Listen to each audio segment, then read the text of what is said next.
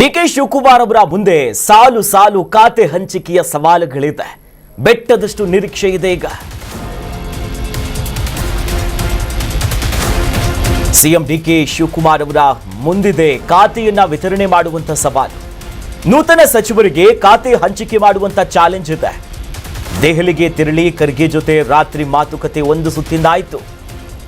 ಖಾತೆ ಹಂಚಿಕೆಯ ಸಲುವಾಗಿ ಡಿಕೆ ಶಿವಕುಮಾರ್ ಅವರು ಖರ್ಗೆ ಅವರನ್ನ ಭೇಟಿ ಮಾಡಿ ಚರ್ಚೆ ಮಾಡಿದ್ರು.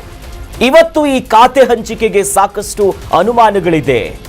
ಆಗುತ್ತಾ ಇಲ್ವಾ, ಏನಾಗಬಹುದು ಅಂತ. ಹಾಗಾಗ್ಲೇ ನಿನ್ನೆನೆ ದೆಹಲಿಗೆ ಹೋಗಿದ್ರು.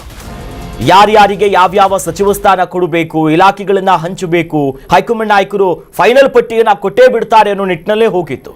ಈಗಾಗಲೇ ಅಸಮಾಧಾನಿತರು, ಅತೃಪ್ತರು ಅನೇಕರಿದ್ದಾರೆ. ಇರೋ ಒಂದು ಸ್ಥಾನ ಆದರೂ ಕೊಟ್ಟು ಬಿಡಿ. ಮಹಿಳಾ ಕೋಟದಡಿ ಈಗಲೂ ಕೂಡ ಗೊಂದಲದಲ್ಲಿ ಕೂತ್ಕೊಂಡಿದ್ದಾರೆ, ಯಾರಿಗೆ ಫೈನಲ್ ಮಾಡ್ತಾರೆ ಅಂತ. ಈಗಾಗಲೇ ಸಚಿವರಾಗಿ ಖಾತೆಗಳನ್ನ ಹೊಂದೋರು ಕೂಡ ನಮಗೆ ಬೇರೆ ಅದಲು ಬದಲು ಖಾತೆಗಳು ಬೇಕು, ಪೂರ್ಣ ಪ್ರಮಾಣದಲ್ಲಿ ಈ ಖಾತೆ ನಮಗೆ ಬೇಡ ಅಂತ ಒಂದಿಷ್ಟು ಇರುಸು ಮುರುಸುಗಳನ್ನ ಇಟ್ಕೊಂಡಿದ್ದಾರೆ.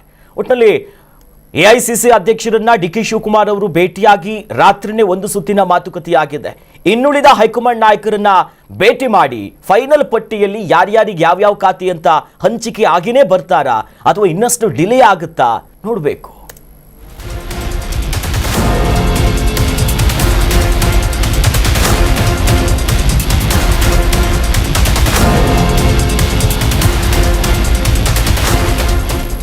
ಕರ್ನಾಟಕ ನ್ಯೂಸ್ ಬೀಟ್ ಫಾಲೋ ಮಾಡಿ, ಸಬ್ಸ್ಕ್ರೈಬ್ ಮಾಡಿ.